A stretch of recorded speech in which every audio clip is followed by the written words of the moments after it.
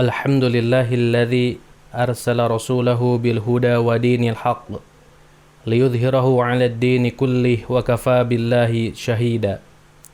Asyhadu an la ilaha illallah wahdahu la syarika lah wa asyhadu anna Muhammadan 'abduhu wa rasuluh alladzi la nabiyya ba'dah amma ba'du. Sahabat Tajdi TV yang dirahmati Allah Subhanahu wa taala dimanapun berada, alhamdulillah di kesempatan sebelumnya kita sudah membahas beberapa persoalan yang berkaitan dengan bab thaharah, yaitu berkaitan dengan hukum air mulut orang kafir yang jika kena kepada baju, apakah baju itu boleh dipakai sholat atau tidak. Juga berkaitan dengan surat At-Taubah ayat 28 yang di sana dijelaskan bahwa orang-orang musyrik itu najis. Apakah yang dimaksud najis di sana adalah najis badaniyah atau bukan? Untuk lebih jelasnya berkenan itu bisa ditonton atau dilihat link di bawah ini. Sahabat Tajdi TV yang dirahmati Allah Subhanahu wa taala, masih dalam pembahasan bab thaharah. Sekarang berkaitan dengan hukum kulit bangkai. Saya bacakan soalnya atau pertanyaan pertama. Tersebut di Al-Burhan pasal ke-11. Perlu kita ketahui bahwa Al-Burhan ini salah satu buku yang ditulis oleh Ahsan juga. Seperti itu ya. Tersebut di Al-Burhan pasal ke-11 bahwa kulit bangkai babi atau lain-lainnya tidak suci kalau belum disamak gitu. Jadi di dalam Al-Burhan dijelaskan bahwa kulit bangkai babi atau hewan yang lainnya, ya, hewan yang mati bukan dikarenakan penyembelihan secara syar'i atau yang disebut dengan bangkai.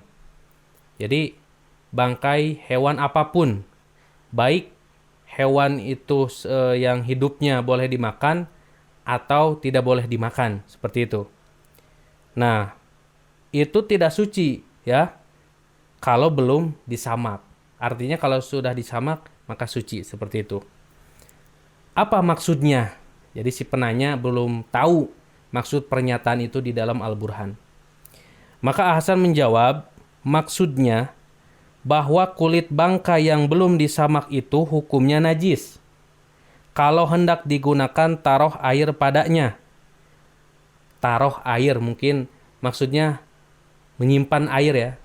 Jadi Ahsan ini kan menggunakan bahasa Melayu buku-bukunya.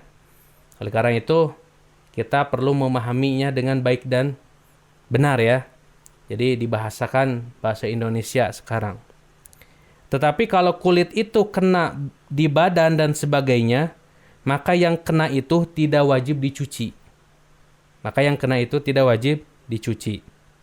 Nah, jadi Ahsan menjelaskan bahwa kulit bangkai yang belum disamak, hewan apapun itu, maka hukumnya najis, si kulit itu. Ya, si kulit itu. Kenapa? Karena yang namanya kulit, itu ada bagian dalam, ada bagian luar. Nah, si bagian dalam ini ketika dikuliti, itu kan yang namanya lendir, kemudian lemak, bahkan daging, itu masih menempel di kulit bagian dalam ini. Nah, gitu. Artinya kalau si hewan itu bangkai, otomatis lemaknya, dagingnya, itu bangkai statusnya dan najis. Nah, kalau kulit itu ya ingin digunakan untuk menyimpan air, maka kulit itu harus disamak terlebih dahulu, yaitu dibersihkan ya si kulit bagian dalamnya itu agar terpisah si lemaknya, kemudian si dagingnya, ya si lendirnya, seperti itu. Nah, sehingga kalau sudah disamak, kemudian si kulit itu dipakai untuk menyimpan air, maka si air ini tidak akan menjadi najis. Seperti itu. Itu gambaran sederhananya. Nah itu ya yang pertama. Jadi pertanyaan dari penanya yang diambil dari Al-Burhan. Oleh Ahsan dijelaskan kembali seperti itu. Kemudian soal yang kedua ini masih berkaitan ya dengan menyamak kulit. Tersebut di kitab Al-Burhan pasal yang ke-11 bahwa semua macam kulit bangkai walaupun kulit babi kalau disamak jadi suci. Betulkah begitu? Gitu. Jadi di Al-Burhan dijelaskan pokoknya bangkai hewan apapun termasuk babi ya. Jika ingin digunakan kulitnya atau dimanfaatkan, maka si kulit itu harus disamak terlebih dahulu. Jika disamak, maka statusnya menjadi suci. Seperti itu. Nah, jawab Hasan, betul. Kulit itu jadi suci untuk dipakai buat taruh air minum padanya. Yakni sebelum disamak, kulit bangkai itu tidak boleh digunakan untuk taruh air minuman padanya.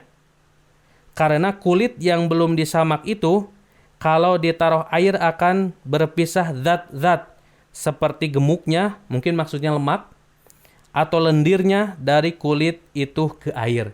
Itu gambarannya. Jadi kalau seperti tadi lah, kalau si kulit bangkai hewan itu belum disamak, kemudian dipakai untuk menyimpan air, nah maka bisa jadi si lemaknya, lendirnya, bahkan dagingnya itu akan bercampur dengan air, maka menyebabkan air itu menjadi najis. Itu kalau belum disamak. Kemudian Hasan melanjutkan, maka yang meminum air itu berarti memakan bangkai, gitu. Ya, secara tidak langsung dia sudah memakan bangkai, seperti itu. Adapun kulit yang sudah disamak, kalau kita taruh di air, tidak akan berpisah apa-apa dari kulit itu ke air. Tidak akan ada yang bercampur dengan air. Berbeda dengan kulit yang belum disamak. Kemudian disimpan air ya di kulit itu. Bisa jadi lemaknya, kemudian lendirnya bercampur dengan air itu. Ya, sedangkan bangkai itu najis, maka jika bercampur otomatis air itu menjadi najis. Di sini dijelaskan bahkan sampai bangkai kulit babi pun. Ini pendapat Ahsan. Karena sebagian ulama memang ada yang berpendapat, sebagian para ahli fikih, kecuali kulit ya babi. Ada yang diistisnakan, ada yang dikecualikan gitu. Kecuali kulit babi, maka itu tetap najis. Itu sebagian ulama ada yang berpendapat demikian. Sahabat Tajdid TV yang dirahmati Allah Subhanahu wa taala. Nah, itu ya berkaitan dengan hukum kulit bangkai. Jadi berdasarkan beberapa hadis ya. Di antaranya Rasul mengatakan ayyuma ihabin dubigha faqad tahura. Jadi kulit apapun ya yang apabila dia disamak maka kulit itu menjadi suci. Dalam hadis lain dijelaskan meskipun kulit itu adalah dari bangkai hewan, seperti itu. Nah, itu yang berkaitan dengan hukum kulit bangkai yang masuk ke dalam bab toharoh. Sahabat Tajdid TV yang dirahmati Allah Subhanahu wa taala, itu saja yang dapat disampaikan di kesempatan kali ini. Insya Allah kita akan ketemu ya di kesempatan yang lainnya. Hanya sebagai ringkas saja ya dari pertemuan ini, bahwa kulit apapun, kulit bangkai hewan apapun, jika disamak maka dia menjadi suci, seperti itu. Demikian yang dapat saya sampaikan. Mudah-mudahan Allah senantiasa memberikan rahmat dan ridhonya kepada kita semua. Juga mudah-mudahan kita senantiasa diberikan semangat untuk bertolabul ilmi. InsyaAllah kita akan bertemu di pertemuan selanjutnya. Aqulu qawli hadza wa astaghfirullaha li wa lakum. Wassalamualaikum warahmatullahi wabarakatuh.